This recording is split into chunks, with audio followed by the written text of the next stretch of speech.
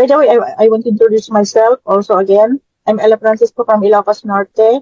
50 years old exactly. So, pero hindi pa naman halata. Joke lang.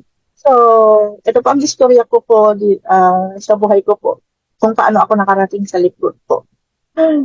Sa haba-haba ng panahon guys, sa hirap ng buhay, doon tayo mapapalaban bilang isang ina, di ba?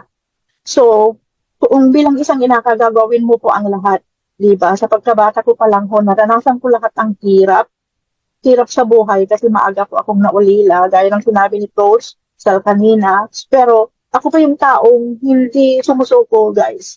Kasi palaban talaga ako kung anong nasa mind ko pagkabata hanggang sa lumaki ako, ginawa ko po yun. Ngayon, bilang ina po, mula ng pagkabata ko, nag-asawa po ako, and then nagkaroon po, may 4 na po akong anak, guys. And then, sa dinami-dami ng networking, guys, ilang beses na po akong na-fail, na-scam by 7 times po. At saka pangwalo na tong Live Good. But I never stop searching my journey, guys. So, pinag-pray ko talaga kay Lord na bigyan niya ako ng magandang company na mas maganda pa sa mga sinalihan kong iba. Kasi, salamat kay Lord. Kasi, binigyan niya ako ng ganitong character, guys, at attitude, yung mapagpakumbaba at matulungin sa lahat ng tao, na kahit ganito akong simpleng tao, guys, nangangarap ako na balang araw mababago rin ang ang buhay ko. Sorry po sa emotional, but labas lahat ito, galing lahat sa puso ko ang mga sinasabi ko, guys, para makarelate kayo sa mga kapwa ko, OFW dyan, kahit hindi OFW po. Kung may pangarap ka po, huwag ka pong susuko. Dahil pag naumpisan mo yung pangarap mo, lalo pag ikaw pa ang breadwinner sa pamilya, huwag kang susuko. Tuloy-tuloy ka lang sa pangarap mo, guys. At salamat sa Live Good. Nakapasok ako dito as one of my friend for a long time in Facebook. Coach dyan, lalaki, I never expect. Maraming nag-invite sa akin, pero hindi ko in-expect na siya po pala ang makaka-invite sa akin dito sa Live Good. So, thank you, Lord, kasi binigay niyo sa akin apply. Napakabait po. Thank you, Coach John, lalaki from Canada, under Ma'am Monica and Ma'am Carolina, under Coach Sergio Mawan. Thank you, Coach. So, under momentum po ako. So, salamat sa mga nagagay sa akin at sa mga mga downline ko, mga leaders ko po. Salamat sa inyo, guys, kasi kahit gaano ako kahirap dito, minumotivate kayo araw-araw, ginigising ko pa kayo kahit sa pag-share ng mga link, guys, tulungan tayo dito kasi yung energy ko, gusto kong maramdaman nyo, gusto kong gawin nyo kung anong ginagawa ko, gusto kong i-copy nyo lahat. Kasi doon tayo, kahit mataas ang pinagparalan mo, kung wala kang determinasyon sa sarili mo, wala kang belief sa sarili mo, you cannot do it whatever you want in your life. Diba? So, kung ako sa inyo, guys, sa mga wala pang kita dito sa Live Good, tuloy-tuloy lang po tayo. Huwag kayong mawala ng pag-asa, tuloy-tuloy lang po dito. Pang malakas ang energy mo, walang imposible kay Lord, basta kapit ka lang sa Kanya. At saka doon ka lalapit sa mga positive, huwag sa mga negatives. Pero ang mga rejection, andyan lang sa side natin. So, the more na reject ka, the more na tumatapang ka, di ba? So, gawin lang natin na vitamins yan, na yung rejection natin. Huwag kang maniwala sa mga negatives. Tuloy-tuloy ka lang, di ba? And then always smile all the time. And then pagising mo pa lang sa umaga, oh my God, Live Good! Andyan si Live Good na nagpapasaya sa atin, di ba? Kaya thank you, Lord, kasi binigay na si Lord sa akin at sa mga leaders na kung saan ako na-team. Salamat sa inyong lahat, Coach Sal. Ikaw ang namumuna. Idol ko po kita, Coach. Salamat sa lahat. And then, tuloy-tuloy lang po tayo sa mga leaders ko andyan, kahit mas mataas po yung rank nyo, pero yung energy ko hindi nyo kaya. Joke, hindi nyo kaya. Yun lang ang pinagmamalaki ko, yung big energy ko po na ganyan. Kahit ganito, honestly po, ang hirap ng trabaho ko ngayon dito. Ikaw ba ang mag-alaga ng may diferensya? Ang hirap i-manage yung time ko, di ba? So, ang hirap mag-alaga ng autism, guys. So, habang nakikinig ako ng webinar, kahit hindi pa ako kumain, basta matapos ko yung webinar, either kitchen or the CR. It's okay for me. I don't care about the background.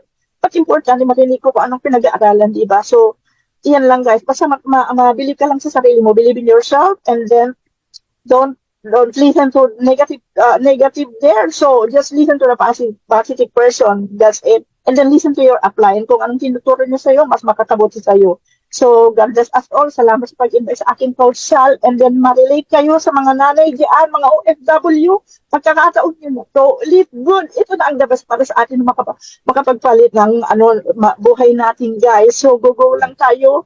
Join na kayo. Don't waste our time. And then, that's it. Thank you, Coach, for inviting me, and God bless us all. Coach, Thank you, Coach. permission to ask question. Okay lang ba? Mag-ask ako ng question sa iyo. Kailan ka sumali? Anong petsa natatanda mo? Kailan ka sumali ka dito? July, of course, Coach. July 10 po. July 10. July 10 po. So, Opo. as we speak right now, ilan na ang kagrupo mo, ang kasama mo, kapartner mo sa Live Good? Sa grupo mo? Honestly, Coach, hindi pa masyadong marami, Coach, sa Okay lang. Yeah. Kasi gusto ko ipakita sa mga tao na ito, hindi pabilisan, pero dito, huwag ka lang mawawala ng pag-asa. Kasi tulad niyan, ang trabaho mo hindi madali. Hindi mo yan basta meron kang gustong kausapin, pwede mong kausapin. Kailangan tsetsempohan mo. Katulad ako, nung nagsimula ako dito, Coach, full-time ako sa trabaho. Hindi ko siya basta-basta magawa. No? Kasi pag nasa trabaho kami, bawal kami may hawak na cellphone. Kasi we deal with credit cards. So parang bangko yun eh. Very strict sila doon. But talagang tinaga ko lang din. Took me 9 months bago natin nasungkit yung diamond. Which I think you have the energy, you have the passion, you have the skills, you have the determination, you have the desire. I mean, these are all powerful component that you have. Diba? Tsaka yung yung aura mo, energy mo, ay talaga namang mga tao magmamagnet sa iyo. So napakaganda niyan, ano. So, yun lang, Coach, how do you find yourself connecting with your friends sa Facebook ba or sa Messenger or ganyan? Kasi para makaroon ng idea yung ibang tao, sabi nila, naku, wala akong panahon diyan. Paano, di naman ako makalabas ng bahay. Pero ikaw, you're able to do it. Yes. I do it offline and online, Coach. Kasi ako yung taong kahit maghatid ako ng mga alaga ko, pag may makita akong Pilipina dyan, I don't want to waste my time to share even in just a minute, 1 or 2 minutes, even inside the elevator, if you want to share the blessing, like live good, you can do it. Isipin mo na lang yung kahirapan ng nakikita mo na kapwa mo, diba? So sabi ko, hi, hello, sis, anong pangalan mo? So, saan ka dito? Sabi niya dito, dyan lang. Oh, so, sabi ko na gano'n, pwede mo kita maging friend sa Facebook? Can you give me your number? And then yung Facebook, kasi yung,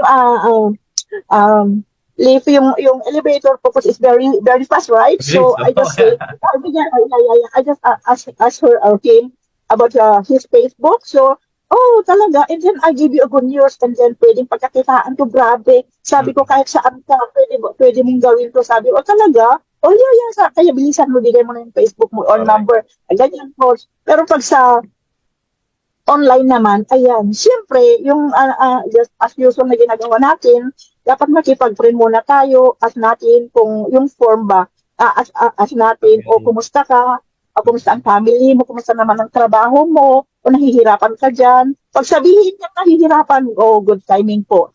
Good opportunity, tamang-tama po may i-offer po sa inyo. Kung willing ka bang matuto, willing ka bang makinig, kung okay sa'yo, I give you a time later or just call me or I call you if it's okay for you. And then if she said, okay, and then, okay, set the time. That's it. Manage your time talaga, guys. I-manage natin ang time natin. Kung gusto natin makaangat dito, mabilis ang rank natin, di ba? Hindi pa naman ako perfect dito, pero yung energy ko talaga, gusto ko talagang matutunan, Coach. Sa hirap ko ng buhay ko ngayon dito, gaya inukot ko ngayon, nakausap niya ako. Ang liit itong room ko, parang kabaong, sorry to say that. Hindi ako, pag matulog ako sa gabi, hindi ako makauna. Pero ginagawa ko pa rin habang natutulog ako. Ay, nakaupo ako sa mga ako, naglilip ko. Pag hindi ako makatulog, live good. Nanonood ng mga video, sorry po. Sorry. Kasi ito na ang best ko, ito na ang time. Nababago ang pinagpapakita talaga, ito na ang last. Nasasalihan ko po. Itong live good kasi nararamdaman ko po. Kasi may nararamdaman ko sa katawan ko ngayon, Coach. Kaya gusto kong mag-order ng mga product natin. Gusto kong imunin. Gusto ko pa, para mas lalo akong gumanda. Di ba? Kahit 50 po.